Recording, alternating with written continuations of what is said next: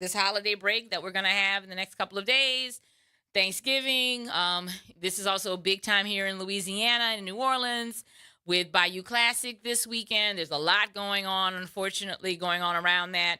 Um, and we would be remiss if we didn't talk about the elephant in the room this week of Thanksgiving, and we're put housing first, and we didn't talk about what was happening with our unhoused neighbors and how certain members of our government are insisting on treating them particularly. Um, our governor, bizarrely, certain legislators who would seek to on this week of Thanksgiving be as unhospitable as possible to our neighbors, and the fact that we are fighting back.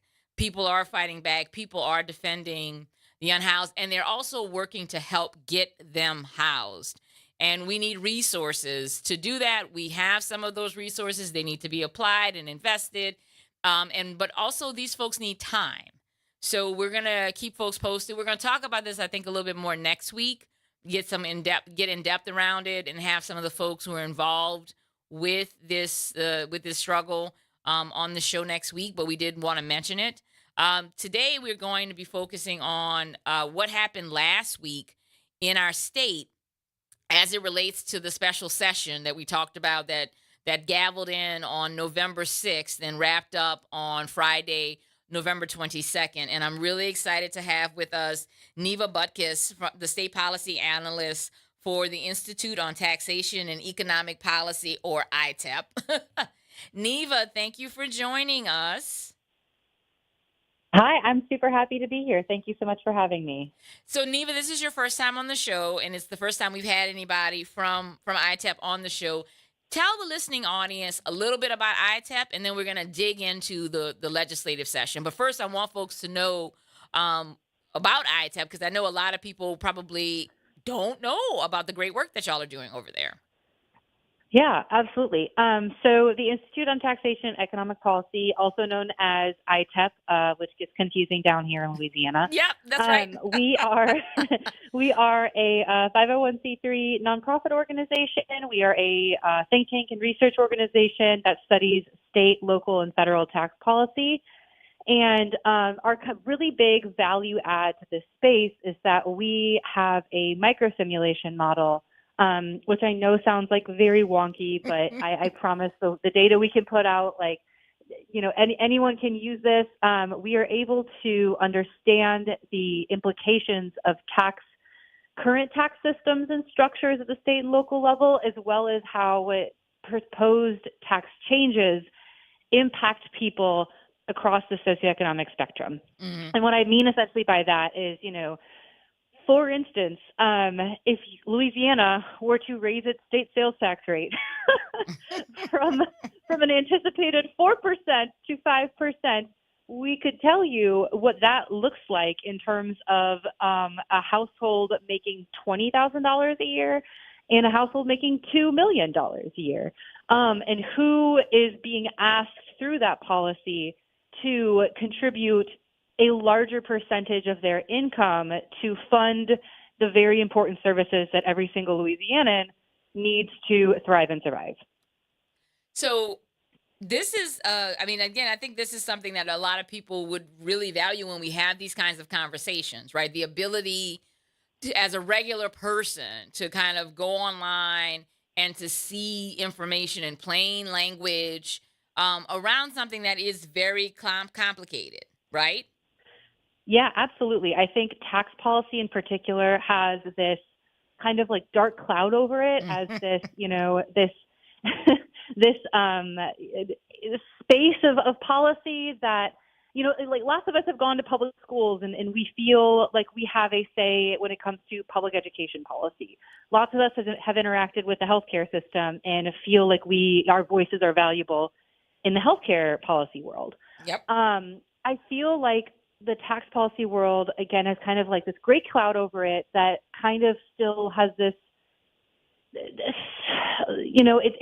as if it's reserved for older white men, essentially, and isn't necessarily something that should be incorporating the voices of people who aren't wealthy and particularly also people of color. And and women and so on and so forth. But we all pay taxes. We all pay Right. sales tax.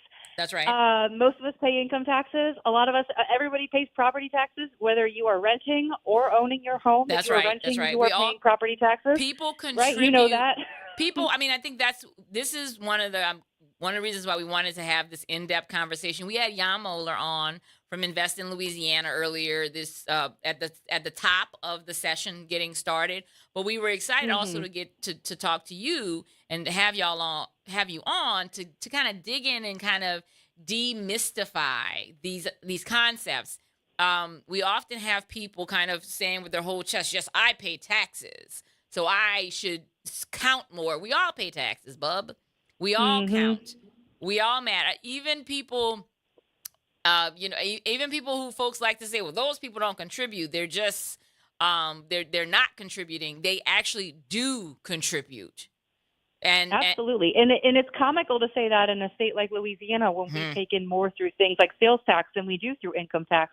Right. And that's about to be even more compounded through the changes that we just saw the past week. Deep side. So, so whether you're a millionaire paying your income taxes or a lower wage worker paying your income taxes, there's definitely these talking points you'll hear thrown around about, what taxes seem to matter. They all matter. Right.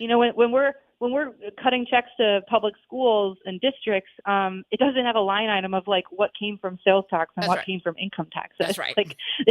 It goes in the general fund, and we use it to fund the things that we care about. Right. That's right.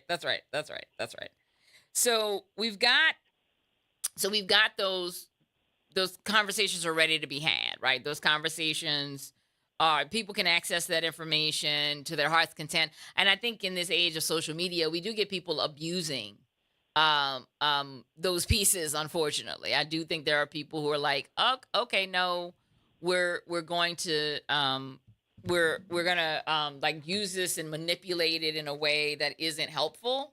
But we also do need access to this information to answer some basic questions.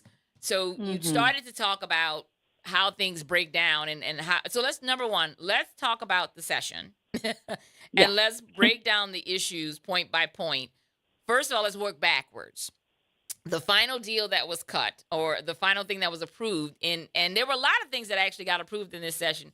It was supposed to be about taxes. We have ballot amendments, constitutional amendments that are going to be on the March 29th ballot that are asking us to jail more children and in adult facilities, allowing our legislators to create new courts. We're not sure what those courts would be about, and but we're not going to dig into that piece. So those, just so y'all know, there were some other things happening in the legislature last week that we should be concerned about, and we're going to have to get ourselves educated around in the run-up for this March 29th election. But Neva is here to walk us through. It was a taxing session. It was a fiscal session. So one thing, too, Neva, before we work backwards, I do want you to help set the stage. The governor called this session. Why? To enact tax reform is, what was one of the talking points you saw thrown around. That was also being done through the lens of the impending fiscal cliff that Louisiana was going to be facing in 2025. And I'm sorry, that wasn't a trick question. I wasn't trying to gotcha you on it. You can just say what he said. It's okay. Yeah, no, totally. We have a fiscal cliff that's coming up in 2025. So this was, also supposed to be part of a tax package to enact, tax reform that was allegedly going to make Louisiana more attractive to business and industry and workers and talent retention and all that stuff. With our current state sales tax, which is 4.45% today, 0.45% of that would be rolling off in July of 2025. That about half penny was used to fix the last budget crisis that we had. Right. And that budget crisis is expiring next year. And y'all have been studying this for a while. That budget crisis was caused by Governor Bobby Jindal's tax cuts that he did over time and use of one-time money to balance our budgets, and when it came into the John Bell Edwards administration, they recognized and they worked with the legislature to plug some of those holes. And the way that they did that was, and again, no one loves putting back tax cuts, but we've also got to have some really frank conversations about who's getting tax cuts and who are we disincentivizing, and that's one of the things that happened here. So in this big push to do tax cuts, the lion's share of the tax cuts that are happening so we had this fiscal cliff caused by tax cuts and loss of revenue, and a stopgap measure, us paying almost a half penny in sales tax extra, was expiring, and it was forecasted that we'd have almost $500 million fiscal cliff for the 2025-2026 fiscal year. So they called the session and said, let's start talking about doing this. So first thing the governor wanted to do was rewrite the Constitution, Article 7 of the Constitution, I should say. And that's one thing that is going to be on the ballot also in March 29th. But they also wanted to move forward with these tax cuts that are going to be effective January 1st. So let's talk about those tax cuts. Who's going to benefit from this, and to how much? Yeah. So when you are adding up the bulk of the changes, which is including personal income tax cuts, corporate income tax cuts, eliminating the corporate franchise tax, as well as increasing the state sales tax to 5% and expanding that sales tax to some additional items that were previously not subject to sales tax. What we are seeing there compared to where we were going to be, in 2025, we are seeing that households in the bottom 20% of income earners, these are households making under around $22,000 a year, are actually going to be experiencing a small tax increase due to that extremely high sales tax rate. Sales tax is the most regressive policy that tends to be on the books at the state and local level. And that's just because it asks more as a percentage of their income for lower and middle income households than for wealthier households. If we all buy the same T-shirt and we pay the same amount of sales tax on it, a household making minimum wage is paying more of their income for that T-shirt than a household making $1 million a year. So it's for that reason, the tax changes are going to inevitably raise taxes on very low income households. For the rest of Louisiana, most people will be experiencing a tax cut, but this is a tax cut that is incredibly tilted to the state's highest income earners. A household, let's say kind of right in the middle of the state, someone who might be making around $56,000 a year, or a household making around $56,000 a year, we are expecting them to see a tax cut on average of about $87. Meanwhile, a household in the top 1%, this is someone who has an average income of about $1.9 million, so close to $2 million a year, they will be experiencing a tax cut of over $15,000 a year, about $15,400 a year. And I want to add to that, that is more than a minimum wage worker working full-time in this state makes in an entire year. Wow. So a millionaire is going to get a tax break that is more than a full-time minimum wage worker, which is a lot of our workforce here in Louisiana. Hospitality jobs, fast food jobs. And it's really weird that we hear a lot of people very erroneously proclaim that no one's working a minimum wage job, no one's making minimum wage. That I had this conversation with someone who felt that they should be seen as an expert in city services and how, again, a similar kind of conversation about where our tax dollars going. And this person saying with their whole chest, well, no, Burger King pays everybody like $12, $15 an hour. You worked at Burger King lately? Do you work at Burger King, sir? Do you know anybody who works at Burger King? Is that something you saw on the news somewhere? Right, and that's if, and that's even if somebody can find full-time employment at that wage. Well, yeah, a lot of times at that wage, people are working part-time even if they want more hours. So, or they're caretaking on the side due to an elderly relative, or this as well as I do. Mm-hmm. So so we've got and what about the that's on this is the flat tax piece, right? That we put into place. Um, Neva, walk us through this a little bit too, because this is something we hear a lot of, and I'm sure you probably hear it a lot, right? Uh, Nationally, there is a certain segment that is just fanciful and in love with the idea of a flat tax. What are Hmm. they talking about? What do they mean? Yeah, that's a great question. Flat taxes have definitely been a trend at the state level. We've definitely seen a big push across the country in recent years. A flat tax essentially just means that everyone is paying the same rate on every dollar of their income, whether that's your 15,000th dollar of income or your 15th millionth dollar of income. It's going to be taxed at 3% in Louisiana. So, Mm-hmm. um, yeah, that's essentially what it means. Other states, Louisiana currently being one of them, have tiered brackets. So as you make more money, the money in excess of that threshold is taxed at a higher rate. So right now in Louisiana, if you are married and you have an annual income over $100,000, your income in excess of $100,000 is taxed at 4.25%, and your income below that threshold are taxed at lower rates. This would wipe that structure and would instead implement just a 3% flat tax, as well as increasing the state's standard deduction. So every household, regardless of how much money you make, the first either $12,500 if you're single or $25,000 if you're married, are not subject to tax, and then everything beyond that would be taxed at 3%. So that's another reason, in addition to the sales tax, that this plan was overwhelmingly regressive, because, if you are a really high earner, a lot of your income is going to be taxed at that 4.25% rate right now in Louisiana. Mm-hmm. And you're getting all of that dropped down to 3%, or the vast majority of that person's income dropped down to 3%. So they are experiencing a very large tax cut.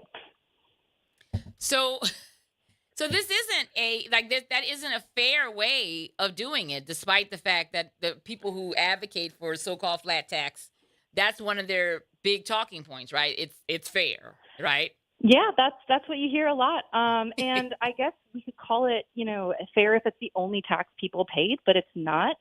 Again, like we Right, mentioned earlier, right, sales tax revenue makes up more of the state budget than income tax revenue. right. And sales tax isn't fair. It's going to eat up way more of lower income people's budgets than it is higher income people's budgets. And they pay much higher effective rates when it comes to sales tax than they do income tax. So, it isn't fair. And there's also an argument to be said that if you make a lot of money, you should be asked to contribute a bit more to the things that help make you money. Right, If you are a business owner, right. you benefit greatly from really nice, well-funded public universities. Mm-hmm. You benefit greatly from top-of-the-line infrastructure that allows, people to commute and allows goods to be shipped with ease around the state and ports to function. You benefit great. If you have a lot of, a lot of your wealth comes from property ownership. You benefit greatly from having a publicly funded court system. Right. These are public services that, if you make a lot of money, are integral to your ability to make a lot of money. And because of that, you've got a pretty big stake in this game. I think it's fair to ask someone to contribute an additional 1% of, Well, or whatever of their income, because you got it, you to have help it. keep these things running and funded adequately. I mean, because you have it. That we're not talking about. We're not asking for. I mean, I think that's the part where there does seem to be this disconnect, right? This notion. Well, those folks who have less for whatever reason, right? Those they don't want to have a deep conversation about why some people have more and some people have less. Let's just Hmm. take it on as if everything were equal, even though it's not. Um, what you're talking about, and indeed what the way our taxation policy is designed, is to try to make this fair so that people can all benefit from this, because we do need the collective to make these to take in these revenues and make these investments on behalf of our communities. That's the point Absolutely. of a civil society. And that's how our economy thrives, That's right. right? Our economy isn't going to thrive with an underfunded education system that isn't producing, a top, a top workforce generations down the line. Right. And I do want to make one more quick comment on the fairness point of this. So, ITEP, one of our big reports that we release and update every few years, is called Who Pays. If you're listening to this, highly encourage you to Google ITEP Who Pays, and it's a really fantastic read. And what it does is it breaks down the effective tax rates for people by state when you're taking into account property sales and income tax all together. Mm-hmm. So, there's a lot of, like you said, there's a lot of talking points like, oh, well, flat tax is fair. Everyone's paying the same rate. Again, if you're only counting flat tax, or you're only counting income taxes, but that's not the reality here. When you take into account all of the taxes that Louisianans pay at the state and local level, lower income Louisianans are paying more than double a share of their income than the highest income earning Wow. Louisianans. And this plan is making that better. As of right now, households in that bottom 20% of income earners, so again, households making under $22,000-ish a year, they are paying 13.1% of their income in state and local taxes. This drops down to 6.5% for the top 1%. And we were actually able to rerun the numbers that take into account these tax changes. The bottom 20% now, after these tax changes go into effect, will be paying 13% of their income in state and local taxes, so virtually unchanged because, like we mentioned, the income tax and sales tax part just basically eats up all the income tax savings Right. for those households. And the top 1% will now be paying 5.6% of their income Wow. instead of 6.5%. Wow. It's So still this made our tax system way more regressive. Louisiana, before this, had the 10th most regressive tax system in the country. This would move us to the 8th. wow. It's a step in the wrong direction. And again, we are sacrificing revenue potentially while also asking higher income earners to contribute less, and in some cases asking lower income earners to contribute more. And I've heard this described this way, and I think that it's a really good way of describing it. It's not a tax cut, it's a tax swap. Right. Yeah, that's something that I think Rep. Willard had definitely shouted many times while, trying to help people understand what this is. It's really just replacing income taxes with sales tax. And, Louisiana, even before today, we have the highest collective, state and local sales tax rate in the country. And this is going to We have just the highest sales tax rate in the country, and we're bumping up even higher. more. We're really solidifying that spot. We're number one. And again, this is the right number one in this, I guess. This is the most regressive tax, and it's going to hit lower income households and middle income households much harder. And you also hit at this, and I just want to make sure we make the point for the listening audience. We heard from Representative Julie Emerson, who was absolutely Governor Landry's the leader on the floor, leader in the House side around this issue, bizarrely kind of characterized and saying that it's not fair to tax people based on how much money they make, because that they can't help that, right? But that using it for sales tax actually is going after choice, because you don't have to buy things.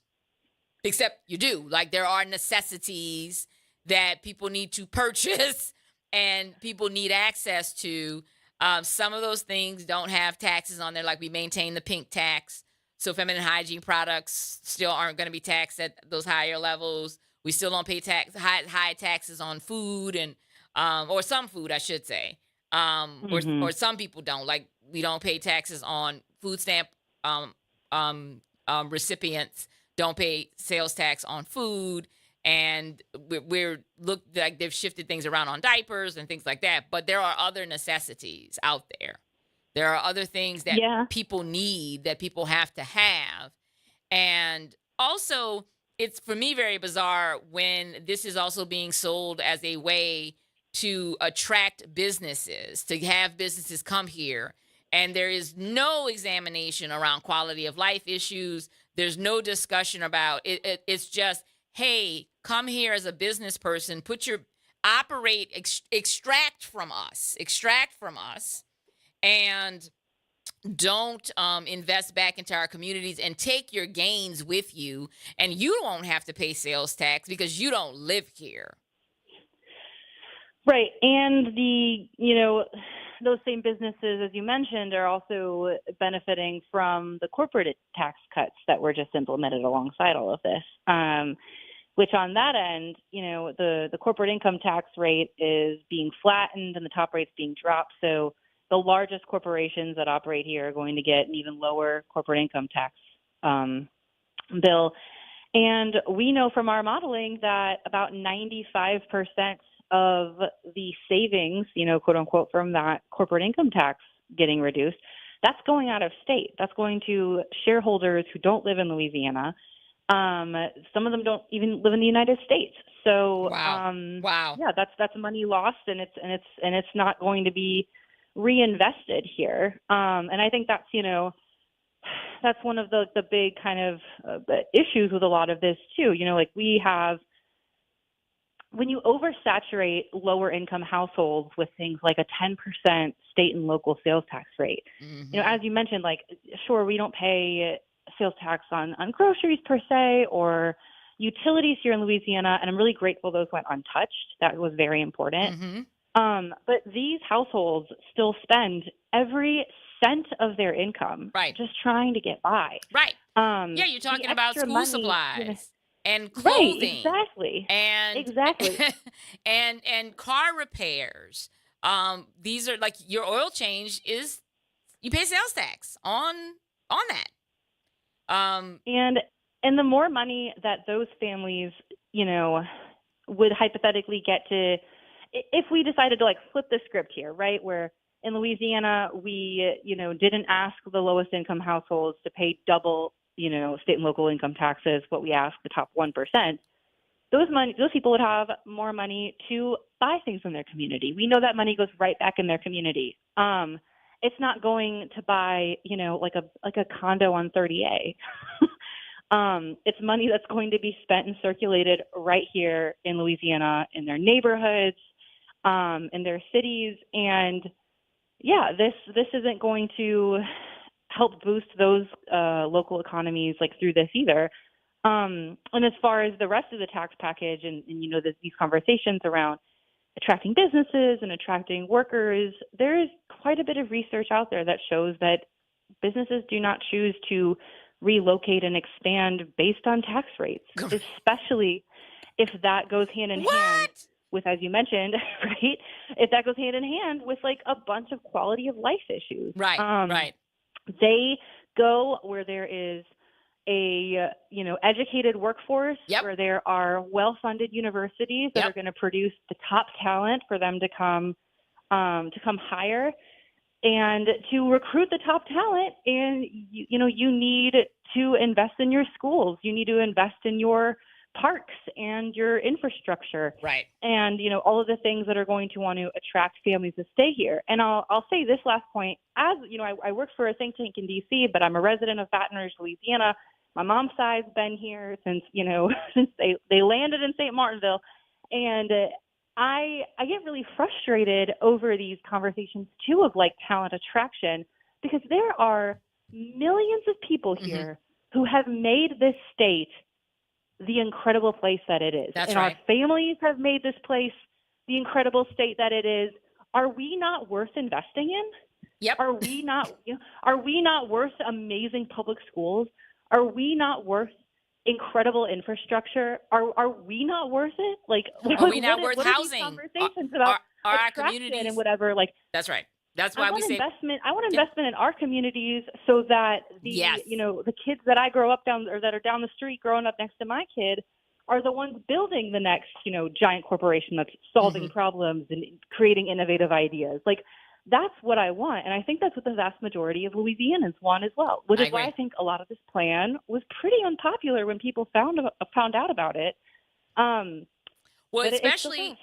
the initial strategy to pay for this, right, was something that was going to exacerbate the insurance crisis because instead of simply jacking up our existing sales tax, their initial plan was they were going to let the 0.45 expire, the half penny piece expire, and they were going to add a whole new set of sales tax requirements on things like home repair and Mm-hmm. landscaping, Yep.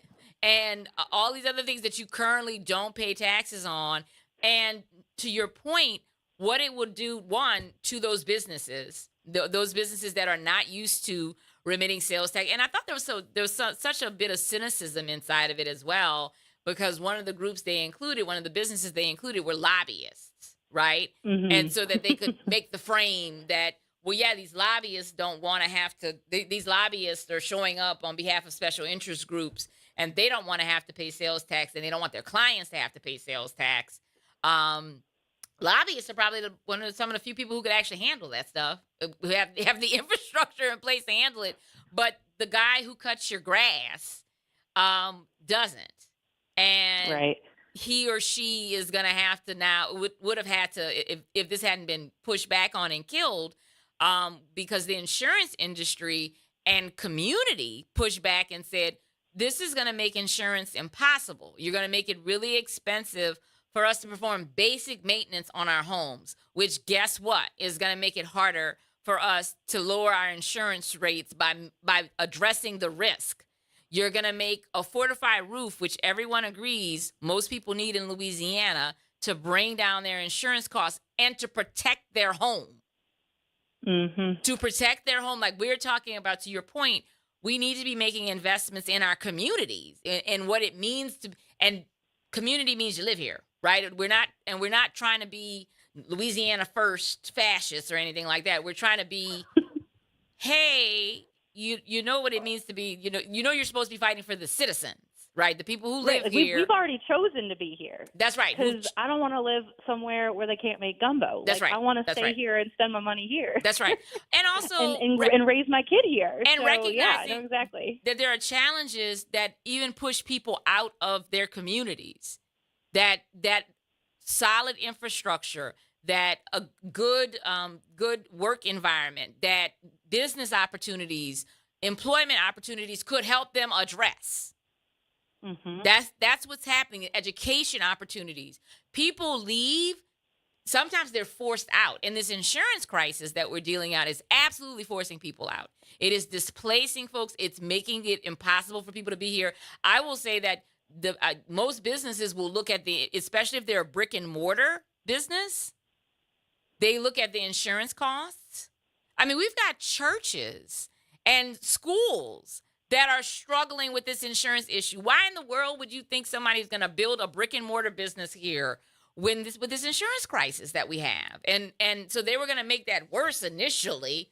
We were able to push them off the ledge there. Community rose up, called, the governor actually tried to say, no, trust me with insurance because I've done such a good job with it. And people were like, what are you talking about? No, you haven't.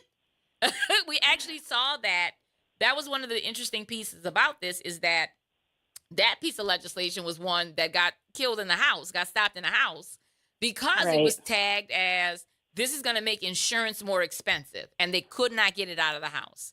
Now, I Right. And think, and I'll add to all this, like we at ITEP, there are many services and items that like we don't necessarily mind adding sales tax to. Home repairs, obviously, in a state like Louisiana, get a little bit iffy because of our climate and our weather and right, how that is going to impact insurance and people's lives and abilities to stay in their home when we're subject to so much more disruption in that field than other states. right, But there's a lot of items in there that, I wouldn't have minded. I think it's decent tax policy to extend sales tax to some of those items.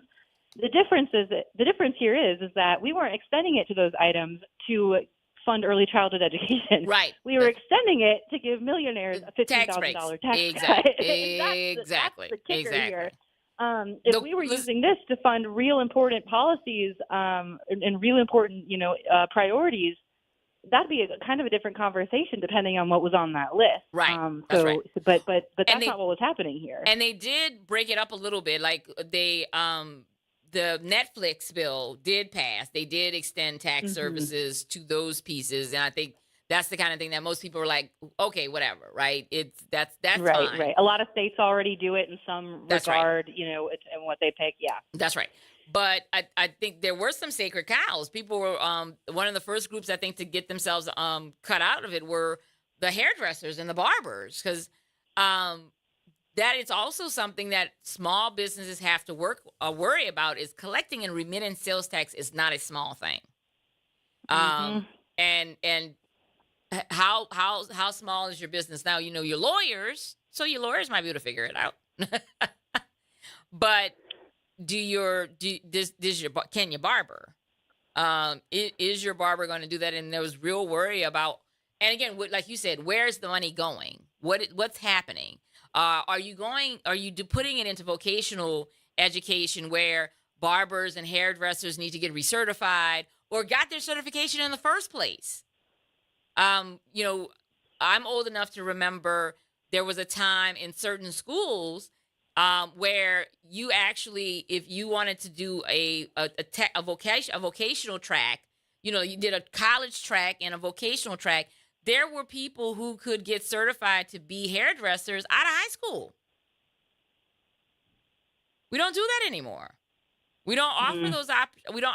So those that would have been a really interesting thing, to your point, to have a conversation about. Helping, so you talk to barbers and you talk to hairdressers about, well, what kind of support would you need?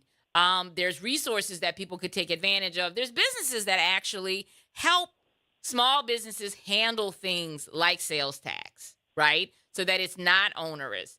There are nonprofits that do that. The Urban League has a small business program that could have been, could have been supported to help those folks, especially if you said, hey, what we're going to do is make sure that the next generation of barbers and hairdressers have better access to training and certification. Sure. Allowing your industry to invest in itself, to perpetuate, because right now this is something that is a challenge, but we're not thinking like that, and that gets us to you started to talk about this a little bit earlier.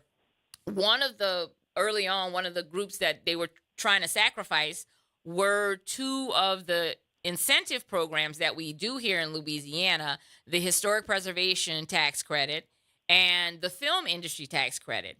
I've heard, Wendell Pierce is a great ally here on the WBOK family, and routinely shows up and pops up, and he's a partner in many ways to a lot of the folks on WBOK, and he was also a great spokesperson for the film industry. And while it's been preserved, ultimately, can you walk everybody through? I want folks to understand how the film tax credit works and why it's something you started to say earlier, how it actually ultimately benefits us, how we're actually getting a good return on investment with that kind of tax credit. Yeah, that's actually not quite up my alley as much as it is most. We can, at ITEP, we are able to study certain aspects of incentive programs like that. But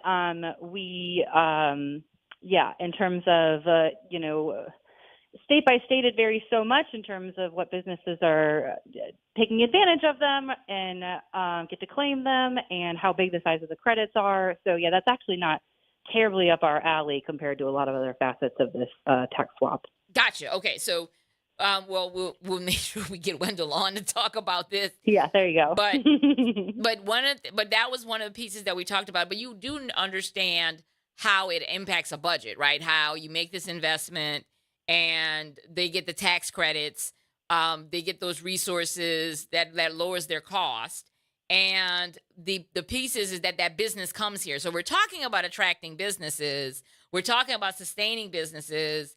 But again, to your point, there seems to have been some disconnect in who we were talking about. It's like, okay, the businesses that we already have here, you know, y'all can stay, but we're not going to be we're not going to be interested as prioritizing you staying as we were in attracting you, which I also think sends a bad message to prospective businesses. It's like, well, wait, y'all invested all of these dollars in creating a film industry, and now you're trying to pull the rug out from underneath them. Yeah, Uh, I mean, the predictability aspect is obviously of concern, I would assume, to a lot of those companies, and right. to your, to your point too, in terms of like what we're signaling to businesses. You mentioned like creating something that's more extractive Hmm. earlier on, and yeah, like we're not trying to build up Louisiana from the ground up.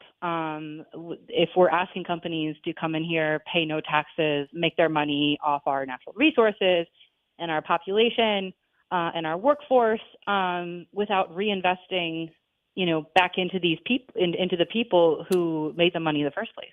And that's one of the arguments that the folks like Wendell Pierce and other folks made, is that the film industry, while the product that they use goes everywhere, in order to get to that product, they have to invest here. They have to rent locations. They have to either have folks come here. Those folks spend their money here. It's a smaller version of the tourism economy, but they also invest in built facilities. We have studios here in Louisiana now, because that actually helps. In addition to the locations, the exterior locations, there's built facilities now that um, add to the tax base, and are being utilized, and actually bring folks in routinely, right? Hmm. And contribute to the tax base. And again, I think you got to be mindful of this. You got to make sure that you're balancing it, that the math is working, right, for us. Same thing with the historic tax credit. This is something that is very precious to Louisianians across the state. It's often seen as something that only New Orleans benefits from, when nothing could be further from the truth.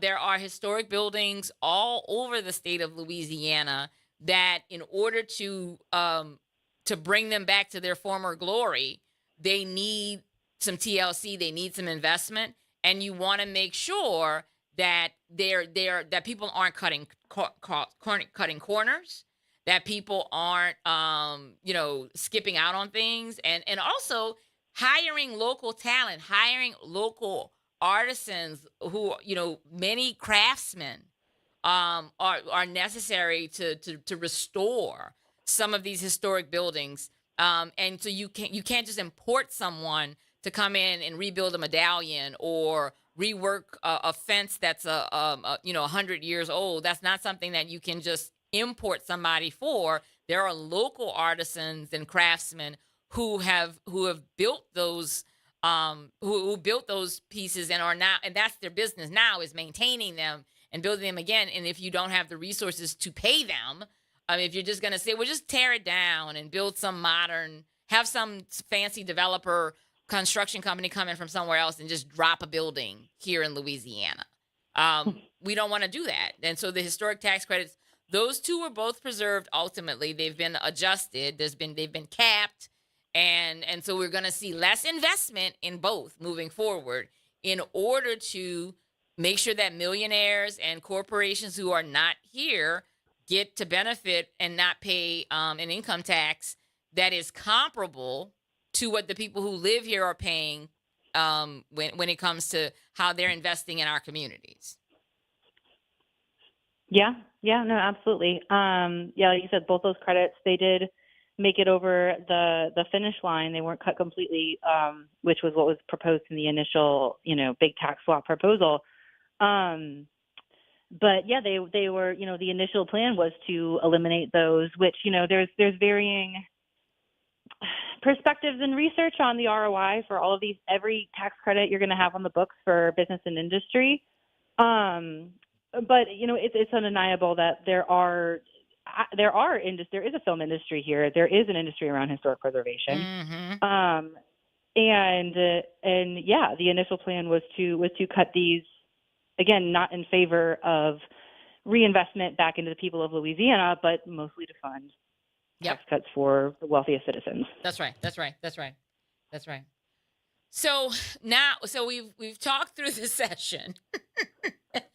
we landed in a place that was interesting. It was, I would not, I don't think, well, I think first of all, to your earlier point, and I think that can't be something that escapes us. Ultimately, the people of Louisiana are in the same spot that they were in before. If I'm remembering you correctly, when you look at the numbers, when you look at what's going to happen with the sales tax and where we are with the new flat tax for low to moderate income folks, the folks who ostensibly this is supposed to be for, they're basically paying the same, right? That same. Yeah, more or less. It might be $100 difference over the course of the entire year in terms of what the swap's going to pan out to after you incorporate the sales tax changes and the additional money they're going to be paying through that. But yeah, for the vast majority of Louisianans, they're not going to experience very much change here. Okay, so they'll see their checks come January 1st, have a little bit of an increase, and the estimates were, I thought the when I saw the governor's team put out these estimates, it took my breath away. That they would suggest that a couple making $25,000, which is less than minimum wage for both of them, if both of them are working, would make would earn $91, and I'm like, what? So like that's $3.50. That's $3.50 a pay period. That was an interesting graphic. That definitely caused a bit of a ruckus on Twitter, or right. X, I'm sorry. My mama called it Twitter. I'm gonna call it Twitter. Like, yeah. Right. But yeah, in that graphic, what it did, obviously was talking about their income tax liability, but for based on our modeling, a household making around $25,000 a year might break even after the sales tax increase, maybe even experience a couple bucks of a tax increase on average, right. Depending on, their household situation. So yeah. And even if the $91 held steady, like what now, $91, that doesn't even pay one of my electric bills. That's like barely my water bill, I think, like it's for somebody who's struggling to get by.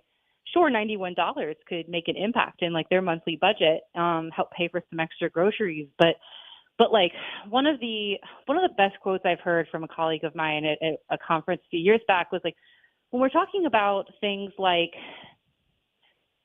our solutions need to scale to the problems that the state is facing. Mm-hmm. And, the whole tax package aside, again, is going to make things more regressive.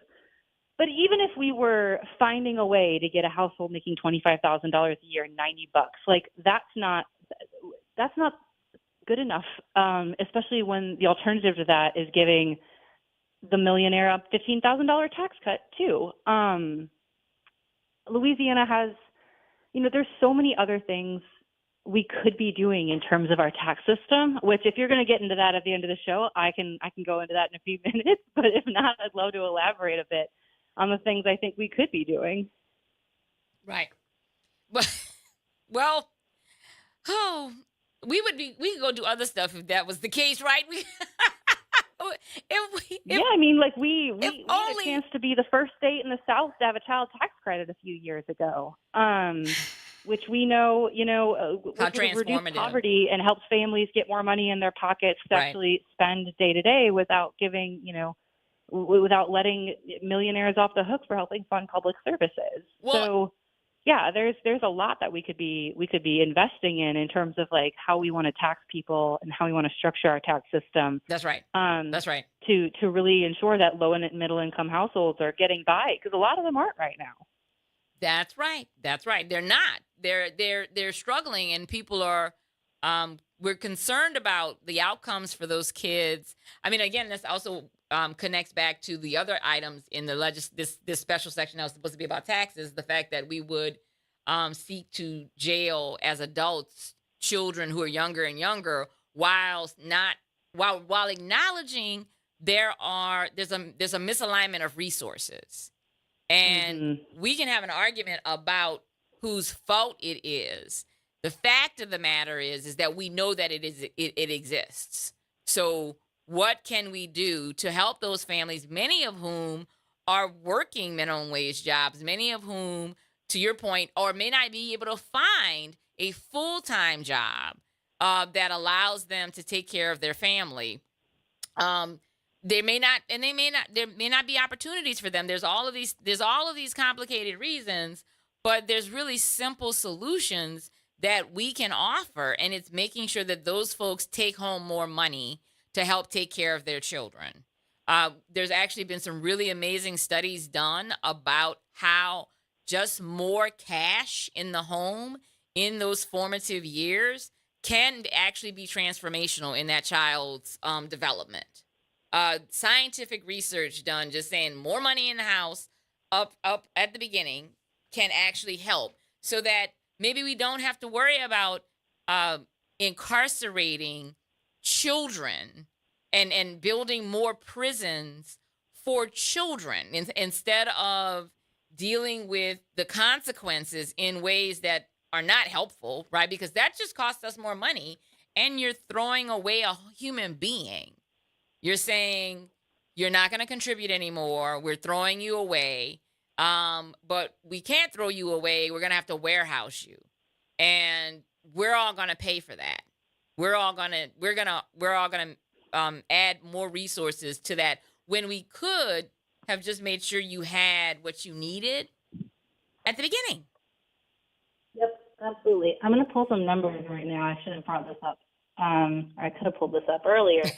One of the things that ITEP had published a year or so back alongside Columbia University was we were able to basically look at how much it would cost in every state to reduce child poverty by 25% and by 50% based on using child tax credits at the state level. And in Louisiana, we could, sorry, pulling it up as we speak, if we wanted to reduce child poverty by 50%, we could do so with $2.3 billion, which sounds like a lot of money. No, I think it's a steal at twice the we price. start looking at like the tax packages that were being thrown around this session. I was about to say, yep. And those fiscal notes. Neva. And again, that would lift half the children living in poverty today out of poverty. What would the implications of that be? What would that be? Right. Yeah. What would their ability to achieve in school look like? What would their parents' ability to just stay housing secure and food secure look like? Yeah, there's a lot of things we could be done. There's a lot of problems we could be solving in this state. That's right. It was pretty disconcerting to see that we wanted to, when we come to the table at a special session or there's, a legislative special session being called in, how many times do we even hear about things like child poverty compared to business attractiveness or, one of these other buzzwords? That's not enough. Neva, thank you for joining us. We run out of time. We're going to have you back. This was great. We appreciate you so much. Neva Butkus, with state policy analyst with the institution with the Institution on Taxation and Economic Policy, our partners at ITEP. Neva, happy Thanksgiving to you and your families, and to the folks at ITEP. Happy Thanksgiving to everyone who is listening today. Y'all take care of yourselves out there. Take care of each other, and remember that there is a way to we can take care of each other by putting housing first. I'll be back next week. I'm your host, Andronika Morris, on 1230 a.m. WBOK in New Orleans.